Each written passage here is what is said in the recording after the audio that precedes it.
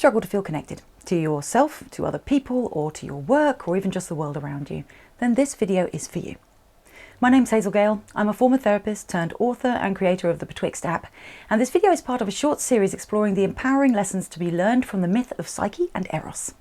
If you want a more detailed rendition of that story, check out the first video in this series, but you don't need to do that in order to watch this one, because I'm going to tell you everything that you need to know. Here's where we're at. Psyche, a mortal woman who has fallen in love with Eros, the god of love, finds herself thrown in a dungeon by the goddess Aphrodite and set a series of impossible tasks in order to regain her freedom. In terms of Jungian psychology, these tasks can be understood as representations of 4 deepening stages of individuation, the process by which we differentiate ourselves from our parents and family and from the conditioned rules we're expected to follow in order to become who we actually are. Against all odds, Psyche succeeded in her first 3 trials. Now she has just one left to go, and it will earn her the greatest reward of all.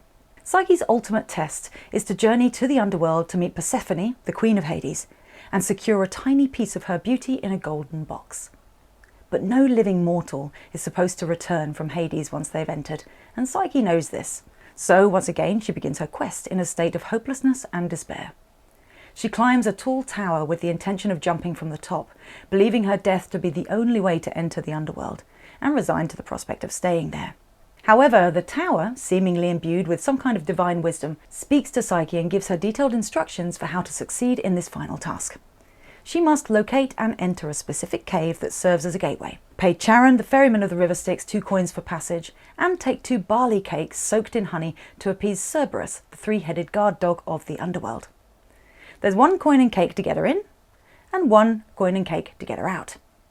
Finally, the tower warns Psyche not to speak to or assist any of the souls she encounters on her journey, no matter how helpless they might appear, and tells her that once she's retrieved the beauty, she must not look in the box. And so Psyche finds the cave, journeys to the border of Hades, pays the ferryman and feeds Cerberus. 3 times she's asked for assistance by various helpless creatures along the way, including a frail old man who reaches for a hand hoping she'll pull him across the river as he hasn't the strength to make the crossing himself. Remembering the tower's advice, Psyche ignores them all. Once in Hades, she's surprised to find Persephone willingly provides her with a portion of her beauty. And then she returns to the land of the living, paying Charon and Cerberus the final coin and cake as she goes. But this is where Psyche slips up. She has done everything the tower told her to do. And, back above ground, where it all feels safe, Psyche succumbs to the temptation to look in the box, hoping to steal a little of its contents to make her even more beautiful to Eros. But the moment she lays eyes on Persephone's beauty, Psyche falls into a deep, death-like sleep. Not all is lost, however, because with Psyche's tasks all but complete, her love Eros is now able to save her, bringing her back to consciousness with a kiss. Finally, Psyche is made into a goddess and gets to live out the rest of eternity in happy union with the love of her now immortal life, which is the ultimate reward for the completion of these increasingly challenging trials. Psyche's first task was about discernment, being able to recognize the difference between conscious and unconscious content, true instinct and conditioned ideas, etc. In other words, it was relatively surface level. Her second and third tasks went deeper, asking her to confront and face the repressed and therefore intimidating masculine and feminine aspects of the psyche, respectively. This 4th task takes it all to the ultimate level. Now, journeying into the underworld itself, Psyche must go beyond simple awareness and integrate the shadow self, the repressed, forgotten aspects of the psyche that she finds there.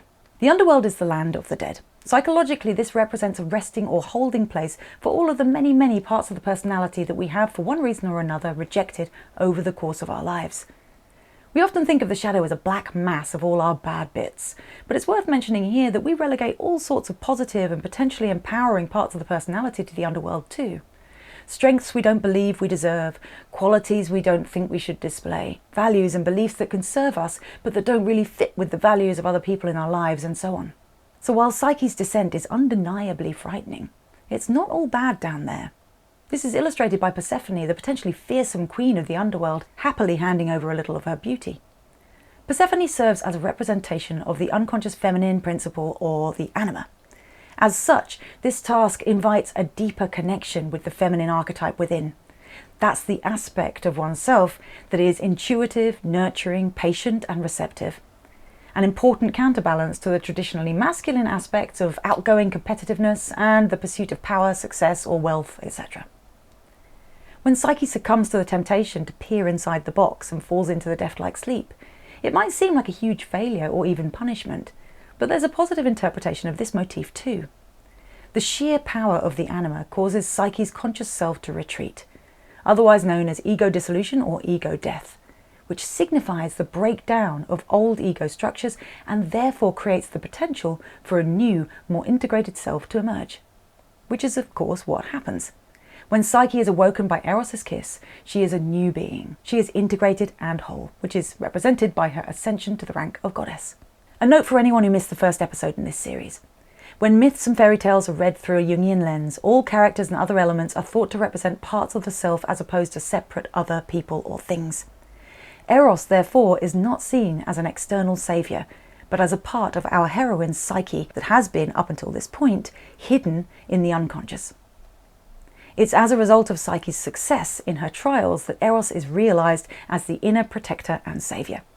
The part of the personality required to assert oneself as an individual is integrated, providing the yang to complement the yin and signifying the end of this cycle of change. This is a goal for all of us in any process of change, but we don't get to birth a whole new self without struggle.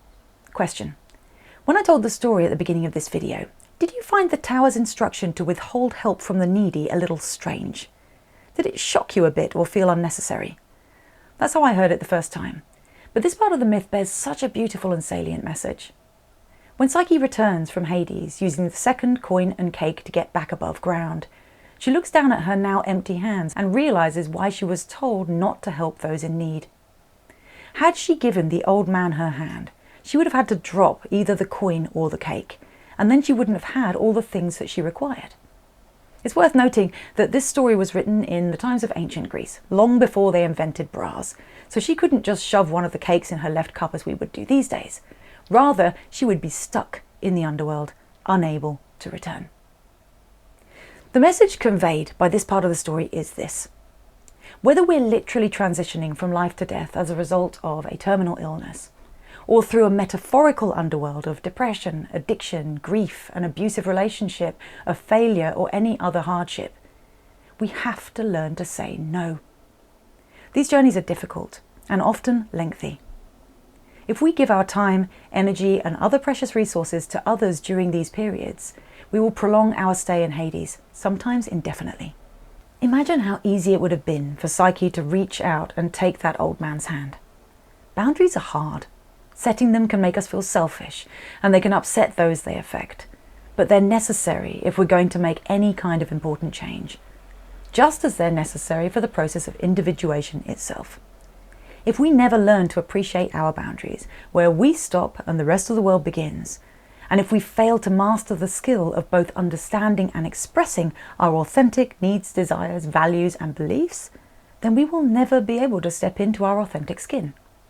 We will not become our true selves. I find this message incredibly powerful. And there's one last important piece of symbolism involved in the retrieval of Persephone's beauty too. This part of Psyche's story speaks to the oh-so-familiar challenge of reckoning with the desire for superficial beauty or external validation. The tempting box of beauty symbolizes the allure of vanity, our need to seek external approval, and the dangers of being consumed by the illusion of perfection. In Jungian terms, what we're talking about is the ego's desire to mask the true self with a superficial persona. And of course, this threat almost defeats Psyche, almost. She does succumb to that temptation. But when she beholds the raw and vital power of the anima, the soul, what actually happens is change. The old self dissolves into nothing. It dies. And as a result, a new, more real and whole self is able to come into being.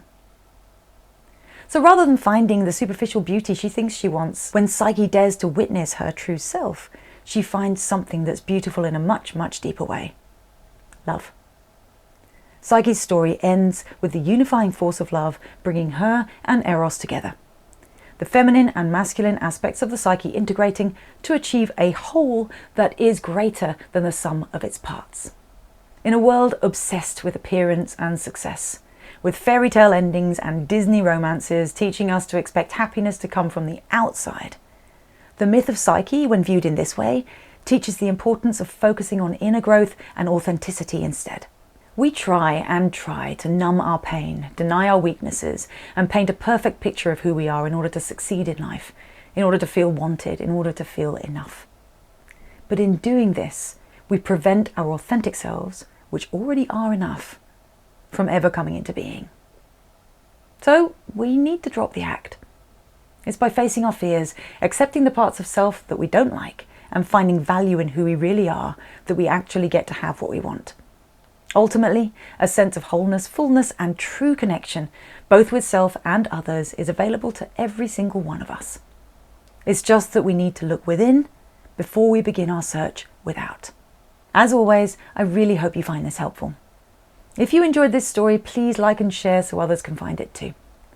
And finally, if you'd like to take an epic journey through a magical world in the name of personal growth, then you can download Betwixt, the mental health game, which is available on the iOS App Store and Google Play.